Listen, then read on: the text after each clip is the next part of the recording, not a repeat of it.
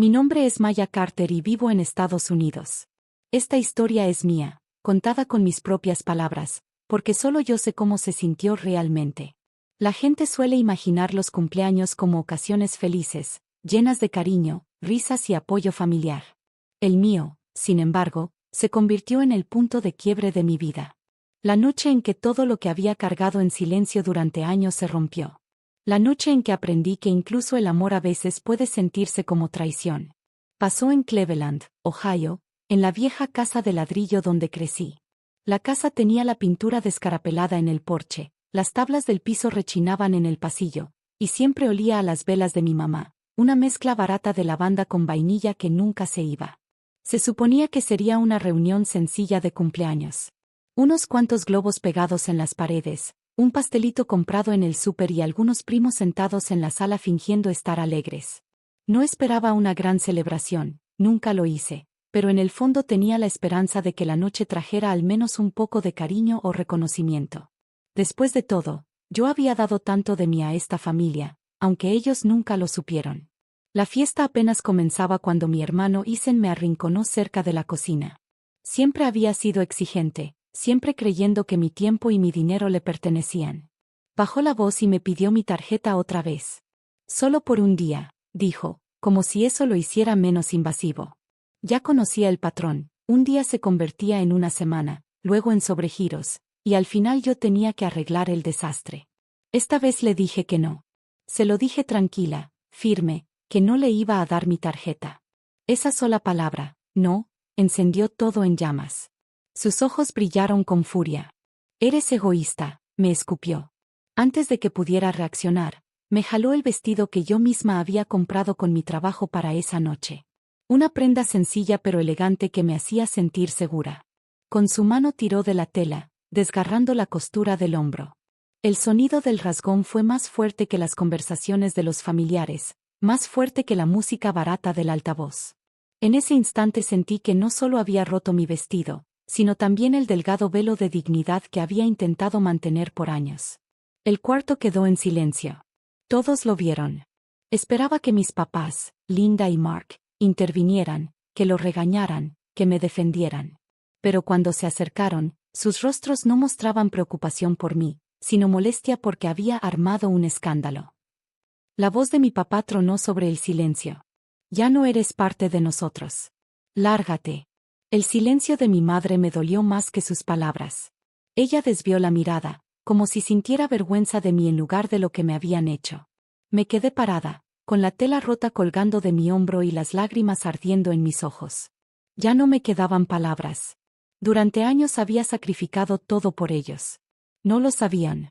Nadie en esa sala sabía que yo pagaba casi todos sus gastos: la luz, el seguro del carro, mis tarjetas de crédito, transferencias directas desde mi cuenta.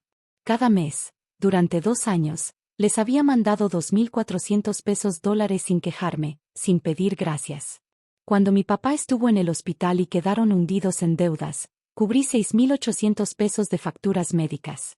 Nunca preguntaron cómo lo hacía, nunca lo reconocieron. Solo recibían y yo daba, porque creía que amar era cargar con sus problemas. Parada en esa sala, escuchando a mi papá desheredarme como si fuera nada, entendí la verdad: nunca me habían visto. Solo veían lo que yo proveía. Y en el momento en que dije no, en el momento en que puse un límite, me volví desechable. No grité, no discutí. Solo me di la vuelta, sujetando el vestido rasgado contra mi pecho, y salí de esa casa. Mis tacones resonaron contra los escalones de madera del porche, y juraría que el eco se extendió en la noche como un tambor marcando mi libertad. Subí a mi carro, un sedán plateado que yo misma había comprado, y manejé. Las luces de la casa quedaron atrás, difuminadas en el retrovisor, hasta volverse apenas un resplandor, como una estrella apagándose. El camino se extendía oscuro y sin fin. Con cada milla que dejaba entre esa casa y yo, sentía como se me quitaban de encima los años de peso. No estaba dejando atrás solo una fiesta o un vestido roto, sino una vida en la que mi amor se confundía con obligación y mi silencio con debilidad.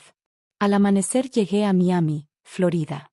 La ciudad se levantaba como una promesa, con el océano brillando en el horizonte. Me estacioné frente a mi villa, un lugar que había mantenido en secreto incluso para mi familia más cercana. Las paredes blancas resplandecían con la luz de la mañana, las ventanas altas atrapaban el dorado del sol y la alberca reflejaba el cielo como un espejo. La había comprado el año anterior por 850,000 pesos dólares, pagados en efectivo gracias al negocio que había construido con mis propias manos. Era mi refugio, mi prueba de que yo no era solo una fuente de dinero para los demás, sino una mujer capaz de construir su propio imperio.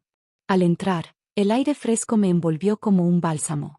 Dejé el vestido roto sobre una silla y miré la sala amplia, con sus muebles claros y alfombras suaves. Esto era mío, no de ellos, no de nadie más. Cada azulejo, cada viga, cada rincón era prueba de mi esfuerzo, mi visión, mi resiliencia. Respiré hondo, el aire salado entrando desde el balcón. Y por primera vez en años, me sentí segura.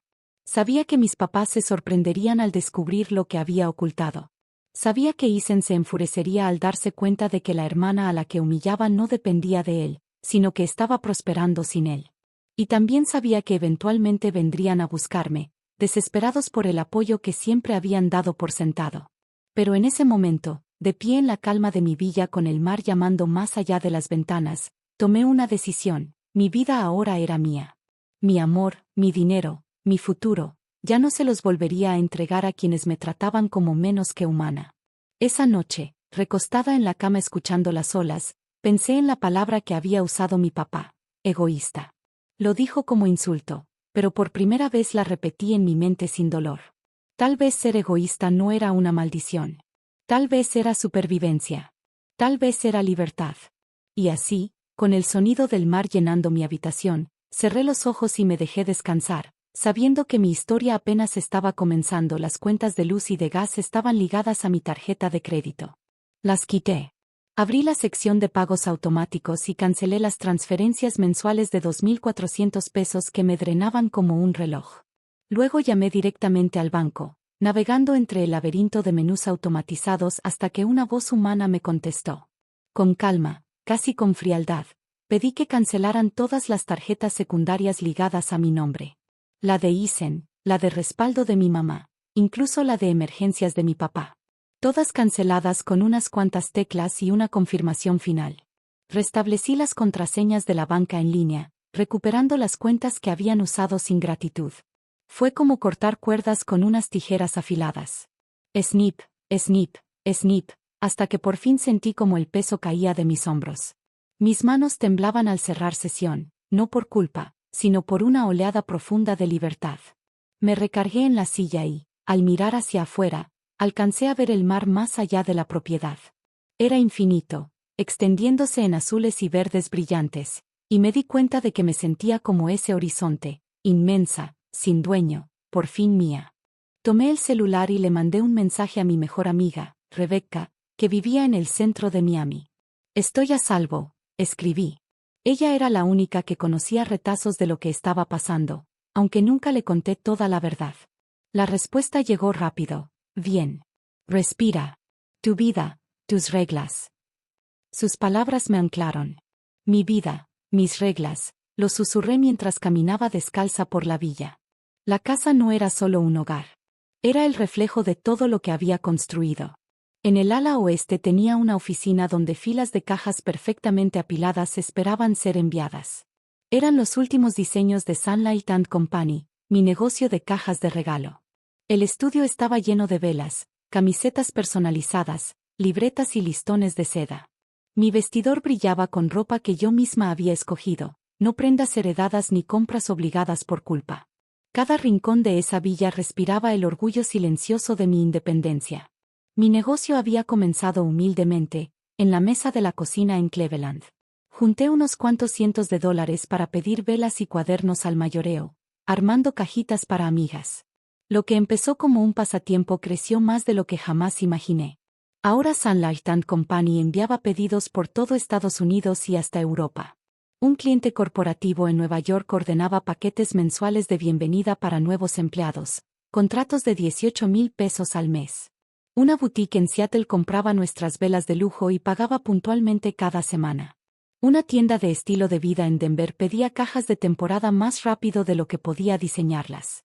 Y apenas el trimestre pasado, un socio en Londres pagó 20.000 libras por una edición navideña de cajas curadas que se agotaron en una semana.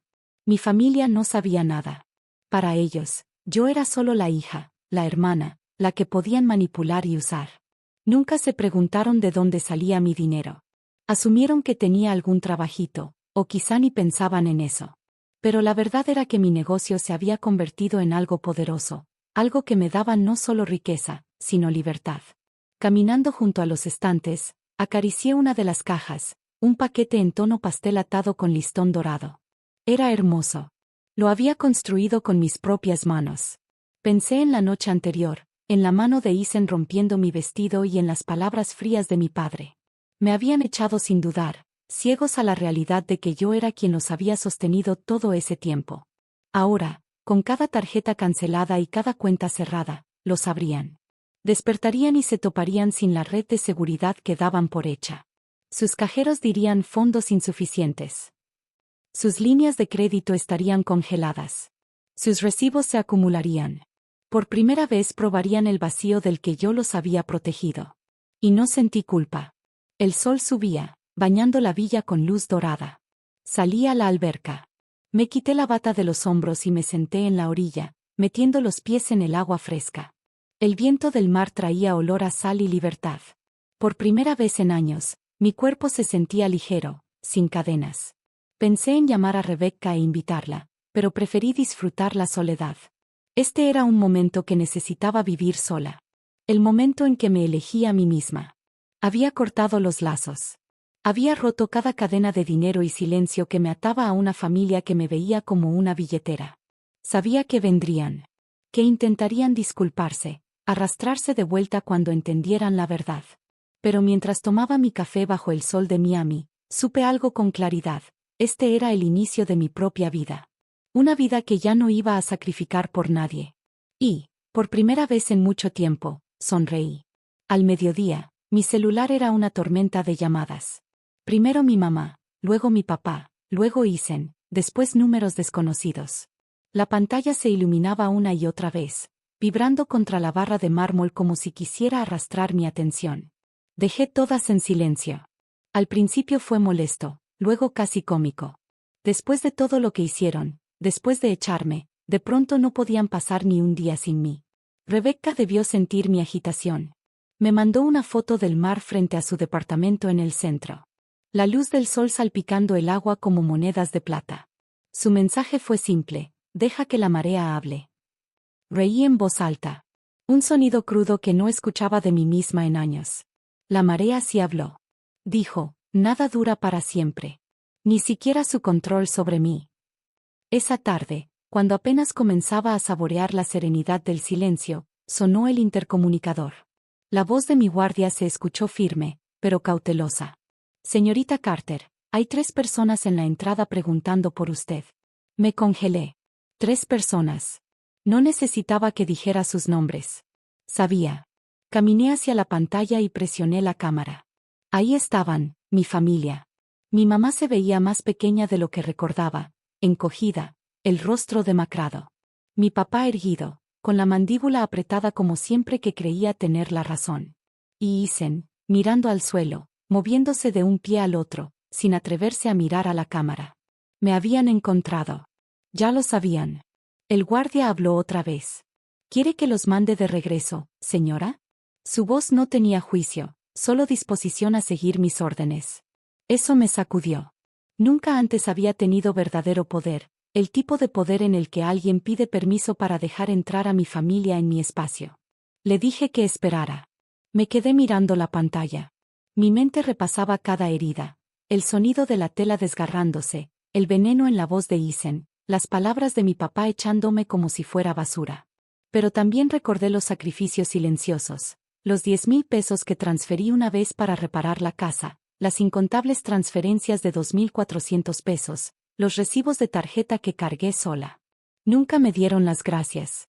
Nunca preguntaron cómo lo hacía. Solo tomaban. Caminé por la villa, con el aroma a madera pulida siguiéndome. La casa aún se sentía nueva, como un sueño que apenas empezaba a creer mío. Llegué a la puerta principal. Desbloqueé solo la puerta interior, la de cristal. El sol iluminó sus rostros. Estaban parados exactamente como los vi en la cámara. Los ojos de mi mamá se llenaron de lágrimas al verme. Maya, susurró. No sabíamos. No sabíamos que estabas pagando por nosotros. Su voz se quebró un instante. Casi le creí. Casi. No preguntaron, respondí, mi voz firme, más cortante de lo que esperaba. Y me lastimaron. Mi papá dio un paso al frente, su expresión seria, aunque alcancé a ver un destello de incomodidad en sus ojos. Nos equivocamos, admitió, con un tono medido. Pero somos familia. La familia se perdona. Necesitamos hablar. Arreglar esto. Ahora mismo nos faltan como 1,200 pesos para cubrir los recibos. Después veremos cómo le hacemos. Sus palabras cayeron como piedras en mi pecho. No estaba ahí porque me quería. No estaba ahí porque entendiera mi dolor. Estaba ahí porque sus tarjetas habían dejado de funcionar, porque las cuentas estaban congeladas, porque por primera vez en años no tenían mi red invisible. Recordé esas madrugadas en mi viejo cuarto, transfiriendo 10,000 pesos para reparar el techo y la calefacción rota en invierno, para que no pasaran frío. Recordé sus risas al día siguiente, como si nunca hubiera existido el problema. Como si el mundo no hubiera estado a punto de colapsar. Nunca me miraron, nunca preguntaron cómo se resolvía todo. Miré sus caras ahora. Los ojos llorosos de mi madre, la máscara desesperada de autoridad en mi padre, la vergüenza en Isen. Y entendí algo profundo, no estaban rotos por perderme a mí. Estaban rotos por perder mi dinero. Isen al fin habló, su voz baja e inestable. Lo siento, murmuró, sin mirarme. No debí hacerlo. No quise romper tu vestido. Solo estaba enojado. Por favor, no nos dejes afuera. Pero recordaba demasiado bien su mano apretando, la tela desgarrándose, su voz llamándome egoísta. No lo había dicho en un arranque. Lo había dicho porque lo creía. Y ahora su disculpa llegaba solo cuando ya no tenía acceso a mi cuenta. Los miré a través del vidrio. Ya los dejé afuera, dije. Y no voy a abrir esta puerta. El silencio cayó de golpe. Mi mamá soltó un pequeño suspiro, llevándose la mano a la boca. La expresión de mi papá se endureció, una tormenta formándose en sus ojos. Isen parecía querer desaparecer en la tierra. Por favor, intentó mi mamá otra vez, con la voz quebrada. Lo sentimos. Vamos a mejorar. Déjanos entrar. Moví la cabeza. Cuando yo los necesité, me dieron la espalda. Cuando estaba herida, me dijeron que no pertenecía aquí. Ahora vienen porque se acabó el dinero, no porque al fin me vean. Eso no es amor. Es desesperación. Los hombros de mi papá se hundieron un poco, el peso de la realidad cayendo sobre él. Abrió la boca para hablar, pero se detuvo, quizá dándose cuenta de que nada de lo que dijera atravesaría el vidrio entre nosotros. Extendí la mano hacia la cerradura y cerré la puerta por completo. El clic sonó como una sentencia final. Sus rostros quedaron difusos detrás del cristal, distorsionados por la luz del sol y por mi propia determinación. Giré la llave, sellando la barrera, no solo física, sino también emocional. Desde la ventana de arriba, más tarde los vi alejarse. Mi mamá se recargaba en el hombro de mi papá, con lágrimas corriendo por su cara. Isen caminaba detrás, con los hombros pesados. Por primera vez, no sentí culpa. Sentí alivio. Sabía que insistirían. Llamarían, escribirían, tal vez volverían al portón. Pero algo había cambiado en mí. La línea estaba trazada, y al fin me había elegido a mí misma sobre ellos. Esa noche, acostada en mi cama con la villa en silencio, pensé en todo lo que había pasado. El toque en la reja no había sido solo una visita familiar. Había sido una prueba. Una prueba de mi fuerza, de mi independencia, de mi derecho a decir no. Y la había superado. El mar volvió a hablar en mis sueños, sus olas susurrando libertad. Esta vez, no me resistí. Cuando cerré esa puerta de cristal, supe que había elegido un lado, el mío. Por años me mantuve en la línea, estirándome para cubrir sus necesidades y escondiendo las mías. Pero ese clic de la cerradura no fue solo un sonido, fue una declaración. Mi futuro ya no le pertenecía a quienes me habían desechado con tanta facilidad. Apoyé la frente contra el vidrio frío por un largo momento. Afuera, aún alcanzaba a escuchar el arrastre leve de sus pasos alejándose del pórtico. La voz grave de mi papá. Los sollozos suaves de mi mamá. El silencio de Isen. El guardia llamó para decirme que ya se habían ido, pero yo ya lo sabía. Su ausencia me dejó una mezcla extraña. Tristeza, sí, pero también una libertad tan filosa que parecía sagrada. Esa tarde necesité aire, y la compañía de alguien que de verdad me viera. Así que me encontré con Rebecca en un pequeño restaurante junto a la bahía. Las luces se reflejaban en el agua mientras nos sentábamos en una mesa de esquina. Compartimos una cena sencilla, ensalada, papas fritas, 2 copas de vino. Pagué $38 y dejé 12 de propina, porque la amabilidad importa, incluso con desconocidos. Rebecca me escuchó en silencio mientras le contaba lo ocurrido en mi portón. No me interrumpió ni trató de darme consuelo vacío. Solo escuchó, poniendo su mano sobre la mía cuando mi voz tembló. Eso valía más que cualquier disculpa que mi familia pudiera darme. Después de cenar, hablamos de cosas más brillantes.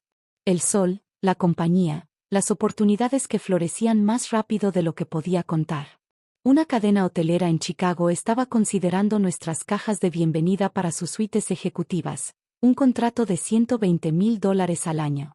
Teníamos una presentación con una empresa tecnológica en Austin la próxima semana, y si todo salía bien, duplicaríamos las ganancias del trimestre. Al otro lado del Atlántico, una caja navideña para clientes en Europa prometía hasta 75,000 libras en ventas. Los ojos de Rebecca brillaban mientras hacíamos bocetos en servilletas, riendo como cuando éramos niñas, soñando sin límites.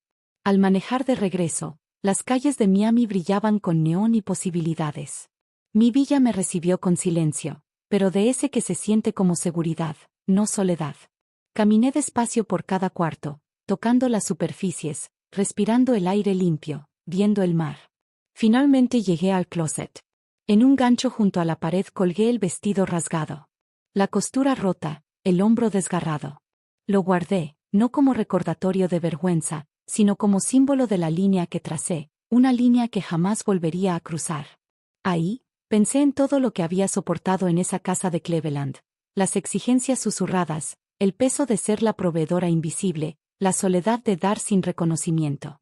Pensé en la versión más joven de mí, la que callaba por miedo a que la llamaran egoísta. Esa chica por fin había crecido en alguien distinto, alguien que entendía que decir no puede ser el acto más amoroso de todos. Salí al patio. La luz de la luna brillaba sobre la alberca. La noche estaba tranquila, excepto por el vaivén lejano de las olas. Respiré profundo, probando la sal en el aire, y me sentí más firme que nunca. Mi familia podría regresar. Podrían volver a llamar, suplicar, maldecir o intentar manipular. Pero nada de eso importaba. Yo había construido algo que no podían deshacer, mi independencia, mi negocio, mi casa, mi paz. Susurré las palabras en voz alta, solo para escucharlas. Esta es mi vida. Yo la construí. Yo la pagué. Yo decido quién cruza mi puerta. Y al volverme hacia la villa silenciosa, con el corazón más ligero que en años, supe una última verdad: ya no les debía nada. Esa noche dormí profundamente, envuelta no en miedo ni culpa, sino en paz.